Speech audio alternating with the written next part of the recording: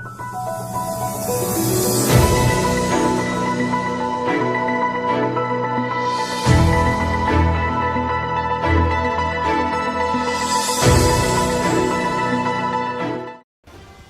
दर्शकों, मैं हर्ष कुमार न्यूज़ 28 में आपका स्वागत करता हूं। आज हमारे खास कार्यक्रम आपकी आवाज़ में हम एक ऐसे मेहमान से आपसे रूबरू कराने जा रहे हैं। संगीत, सात सुरों का संगम। संगीत एक ऐसी मेडिसिन है जो किसी के भी तनाव को हीलिंग का काम करती है, उसे तनाव को दूर करने का काम करती है। संगीत जगत में कई चेहरे हैं जिन्होंने देश में अपनी शोहरत, देश और विदेश में अपनी शोहरत कमाई है।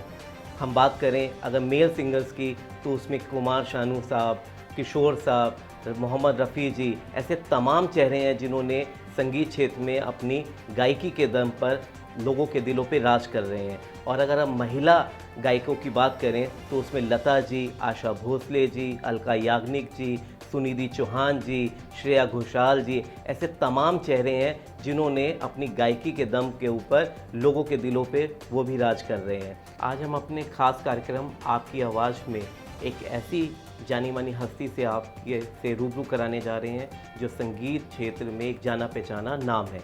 जी, हम बात कर रहे हैं दिव्या जी के बारे में, जो डिवोशनल नंबर और बॉलीवुड नंबर्स बहुत ही बखूबी गाती हैं और अपनी सुरीली आवाज़ से लोगों के दिलों पे राज कर रही हैं। हम सीधे बात करते हैं दिव्या जी से। नमस्कार दिव्या जी, स्वागत है आपका हमारे खास कार्यक्रम आपकी आवाज़ में। नमस्कार हर्ष जी, और न्यूज़ 28 चैनल के सभी दर्शकों को मेरा नमस्कार। दिव्या जी, संगीत के क्षेत्र से आप बिलोंग करते हैं। संगीत में किस तरीके से आपने एंट्री की, किस तरीके से आपने प्रदर्शन किया संगीत के क्षेत्र में, इसके बारे में हमारे दर्शकों को प्लीज़ बताएं। हर्ष जी, गाने का शौक़ तो मुझे बचपन से ही रहा है और मैंने सीखा नहीं था स्टार्टिंग में।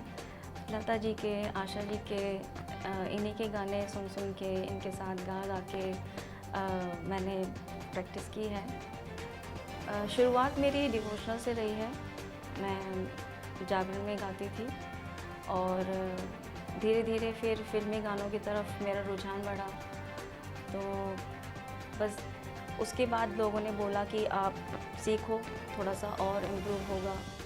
तो फिर मैंने बाल भवन बाल भवन से सीखा, उसके बाद गंधर्व ज्वाइन किया और उसके बाद धीरे धीरे जो शौक़ था मेरा वो प्रोफेशन बन गया मेरा। अब मैं प्रोग्राम्स करती हूँ, काफ़ी शोज़ करती हूँ।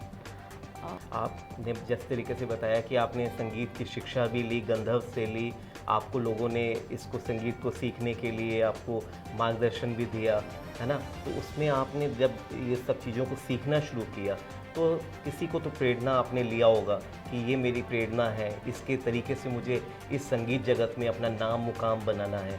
इसके बारे में भी हमारे दर्शकों को प्लीज़ बताएं। वो प्रेरणा तो मेरी लता जी ही रही हैं शुरू से। गुरु माँ मैं उनको मानती हूँ, उनके गाने सुनती हूँ और इतनी इमोशनल हो जाती हूँ कभी कभी कि आंसू निकलने लगते हैं आँखों से। तो प्रेरणा तो मेरी वही है। जी, प्रेरणा है आपकी लता जी। लता जी का भी पीछे जन्मदिन भी गया है ना? तो आप लता जी का कोई गाना, ऐसा मधुर गीत जो आप भी गुनगुनाती हो स्टेज के ऊपर और लाइव में आप सुनाती हो, है ना? पब्लिक भी मंत्रमुग्ध हो जाती है। वो ऐसा कोई आपको गीत अगर आप याद है तो प्लीज़ हमारे दर्शकों को आप गुनगुना के सुनाएं। जी, एक बहुत ही, वैसे तो सारे गाने बहुत अच्छे हैं पर एक गाना मुझे बहुत ज़्यादा अच्छा लगता है, वही मैं आपको सुनाती हूँ। उसकी बोल है,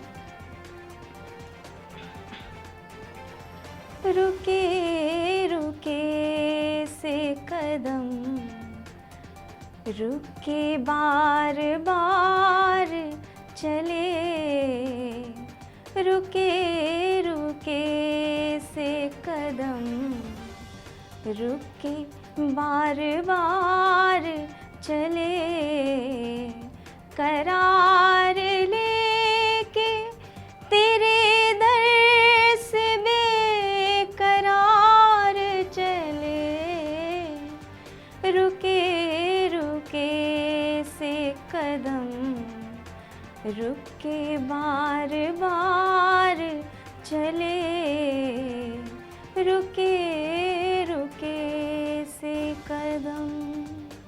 सच में आपकी आवाज़ में वो रूहानियत है, वो एक कशिश है कि जो सुनने वाला सच में आपका दीवाना हो जाएगा। Thank you.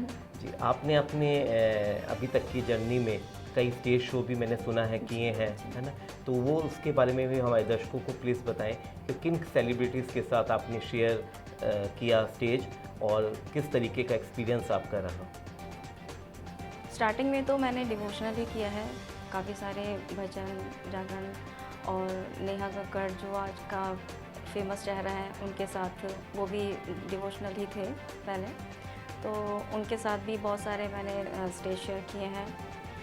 और कुमार सानू जी और हमारे महाभारत के जो अर्जुन जी हैं उनके साथ भी बहुत अच्छा गाते हैं वो भी, और हमारे डिवोशनल सिंगर नीरज जी, काफ़ी सारे कलाकार हैं जिनके साथ मैंने स्टेज शेयर किया है और काफ़ी अच्छा मुझे उनसे सीखने को भी मिला है। बहुत खूब दिव्या जी, जिस तरीके से आपने बताया कि आपने अपनी गायकी की शुरुआत डिवोशनल जी। नंबर से की थी, है ना? आप जागरण में भी गाती थी, जी।